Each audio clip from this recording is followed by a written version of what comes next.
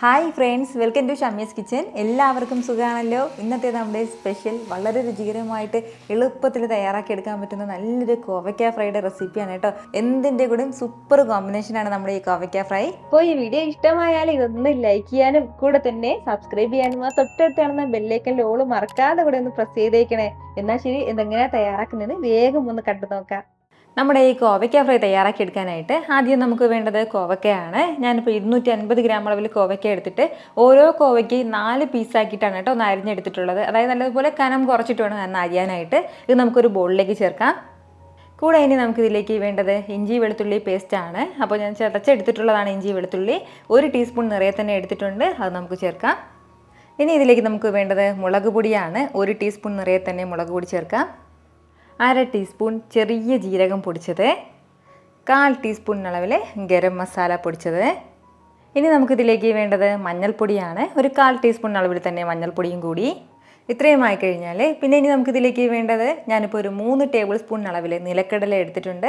വറുത്ത നിലക്കടലയാണ് കേട്ടോ എടുത്തിട്ടുള്ളത്. എന്നിട്ട് ഇനി നമുക്ക് ഒരു മിക്സിയുടെ ജാറിലേക്ക് മാറ്റിയിട്ട് നന്നായിട്ടൊന്ന് പൊടിച്ചെടുത്തിട്ട് അതും കൂടി ഇതിലേക്ക് ചേർക്കാവുന്നതാണ്.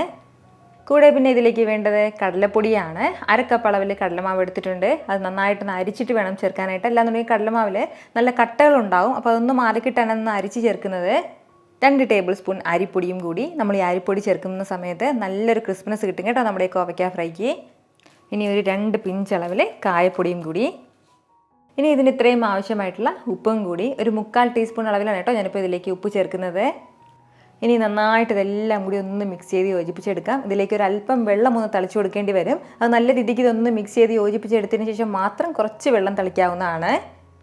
ഞാനിപ്പോൾ നന്നായിട്ട് ഒന്ന് മിക്സ് ചെയ്തെടുത്തിട്ടുണ്ട്. ഇനി നമുക്കിതിലേക്ക് കുറച്ച് വെള്ളം ഒന്ന് ചേർക്കാം. ഒരു 3-4 ടേബിൾ സ്പൂൺ അളവിൽ മാത്രം മതിയാവും, കൂടുതൽ ആവശ്യമായിട്ടില്ല. ഇതുപോലെ വെള്ളം കൂടി ചേർത്ത് നന്നായിട്ട് വീണ്ടും ഇതെല്ലാം കൂടി ഒന്ന് മിക്സ് ചെയ്തെടുക്കാം.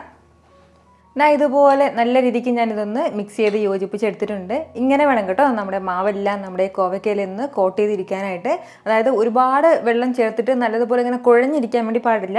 നമ്മുടെ മാവെല്ലാം ഇതുപോലെ ഡ്രൈ ആയിട്ട് വേണം ഒന്ന് കോട്ട് ചെയ്തിരിക്കാനായിട്ട്. എങ്കിൽ മാത്രമേ നല്ല ക്രിസ്പി ആയിട്ട് നമുക്ക് കോവയ്ക്ക ഫ്രൈ കിട്ടുള്ളൂ.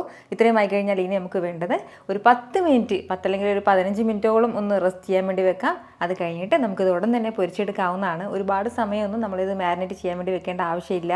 എന്നാൽ ശരി, ഒരു 10 മിനിറ്റ് കഴിഞ്ഞിട്ട് നമുക്കൊന്ന് ഫ്രൈ ചെയ്യാവുന്നതാണ്. എണ്ണ ഇവിടെ നന്നായിട്ടൊന്ന് ചൂടായിട്ടുണ്ട്. ഇനി നമുക്കിതിലേക്ക് ഓരോന്നായിട്ട് ഇട്ട് കൊടുക്കാവുന്നതാണ്. പകുതിയോളം അളവിൽ ഞാനിപ്പോൾ ഇതിലേക്ക് കോവയ്ക്ക ചേർത്തിട്ടുണ്ട്. ഫ്ലെയിം വന്നിട്ട് നമുക്ക് ലോക്ക് മീഡിയത്തിന് ഇടയ്ക്ക് വെക്കാവുന്നതാണ്. ഒരുപാട് മീഡിയം ഫ്ലെയിമിൽ വെക്കേണ്ട, ഹൈ ഫ്ലെയിമിൽ വെക്കരുത്. കാരണം നമ്മുടെ കോവയ്ക്കെല്ലാം നന്നായിട്ട് നിന്ന് വെന്ത് കിട്ടേണ്ടതായിട്ടുണ്ട്. ഇട്ട് ഉടനെ തന്നെ ഇളക്കാൻ വേണ്ടി നിൽക്കരുത്. 1 മിനിറ്റ് കഴിഞ്ഞിട്ട് വേണം കേട്ടോ ഇതൊന്ന് ചെറുതായിട്ടൊന്ന് ഇളക്കി കൊടുക്കാനായിട്ട്.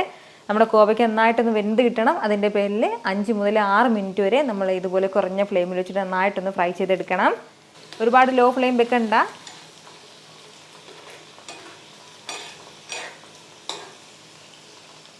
ഇതിപ്പോൾ നമ്മളിങ്ങനെ ഒന്ന് ഫ്രൈ ചെയ്യാൻ തുടങ്ങിയിട്ട് ഏകദേശം ഒരു 6 മിനിറ്റോളം ആയിട്ടുണ്ട്. നല്ല രീതിക്ക് തന്നെ നമ്മുടെ കോവയ്ക്ക എല്ലാം ഒന്ന് ഫ്രൈ ആയി കിട്ടിയിട്ടുണ്ട്. കോവയ്ക്കയുടെ കളറൊക്കെ ഇതുപോലെ ഒന്ന് മാറി കിട്ടണം കേട്ടോ ഈ ഒരു രീതിക്ക്. ഇത്രയും ആയി കഴിഞ്ഞാൽ ലാസ്റ്റിൽ നമുക്ക് ചേർക്കേണ്ടത് ഒരു 2 ടേബിൾ സ്പൂൺ നിലക്കടല എടുത്തിട്ടുണ്ട്. വറുത്ത നിലക്കടലയാണ്. വറുക്കാത്തതാണെങ്കിൽ ഇതിന് മുന്നേ തന്നെ ഇട്ടേക്കണം. വറുത്തതിൻ്റെ പേരിൽ ലാസ്റ്റിൽ ചേർത്ത് കൊടുത്താൽ മതിയാവും. തികച്ചും ഓപ്ഷനിലാണ് കേട്ടോ, നിർബന്ധമൊന്നുമില്ല ഇത് ചേർക്കണം എന്നുള്ളത്. കൂടെ ഒരു പച്ചമുളകും കൂടി. ഇനി വേണ്ടത് ഒരല്പം കറിവേപ്പിലയാണ്. അപ്പോൾ നമ്മുടെ കറിവേപ്പിലയും പച്ചമുളകും ഒക്കെ ചേർത്തിട്ട് നല്ല രീതിക്ക് ഒന്ന് മിക്സ് ചെയ്ത് കൊടുക്കണം. എന്നിട്ട് നമുക്കിതുടൻ തന്നെ എടുക്കാവുന്നതാണ്. ഇതുപോലെ ഒരു സ്റ്റെപ്പ് ഞാനൊന്ന് ഫ്രൈ ചെയ്തെടുത്തിട്ടുണ്ട്. നിങ്ങൾക്കിത് കാണുമ്പോൾ തന്നെ അറിയാമായിരിക്കുമല്ലോ എന്ത് മാത്രം ക്രിസ്പി ആയിട്ടാണ് നമ്മുടെ ഈ കോവയ്ക്ക ഫ്രൈ കിട്ടിയിട്ടുള്ളതെന്ന്. ഇതുപോലെ തന്നെ നമുക്ക് അടുത്ത ബാച്ച് ഒന്ന് ഫ്രൈ ചെയ്തെടുക്കാം.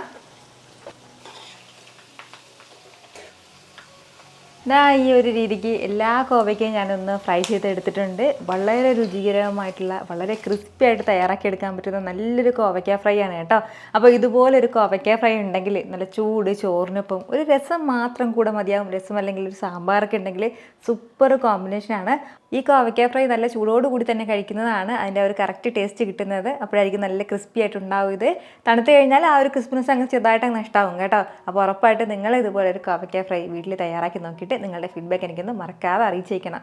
കാരണം നിങ്ങളുടെ ഫീഡ്ബാക്ക് കാണുമ്പോഴായിരിക്കും അത് മറ്റുള്ളവർക്കും തയ്യാറാക്കി നോക്കണം എന്നുള്ളൊരു പ്രചോദനം ഉണ്ടാവുന്നത്. ഇത്ര എളുപ്പത്തിലും രുചികരമായിട്ടാണല്ലേ നമ്മൾ തയ്യാറാക്കി എടുത്തിട്ടുള്ളത്. അപ്പൊ ഇത് ഇഷ്ടമായാൽ ഇതൊന്ന് ലൈക്ക് ചെയ്യാനും കൂടെ തന്നെ നിങ്ങളുടെ ഫ്രണ്ട്സിനും ഫാമിലിക്കും എല്ലാവർക്കും ഇതൊന്ന് ഷെയർ കൂടി ചെയ്ത് കൊടുത്തേക്കണം. ഇതുപോലുള്ള റെസിപ്പിക്ക് വേണ്ടിയിട്ട് നമ്മുടെ ഷാമീസ് കിച്ചൻ ചാനൽ ഫോളോ ചെയ്യാനും സബ്സ്ക്രൈബ് ചെയ്യാനൊന്നും ആരും മറക്കരുത്.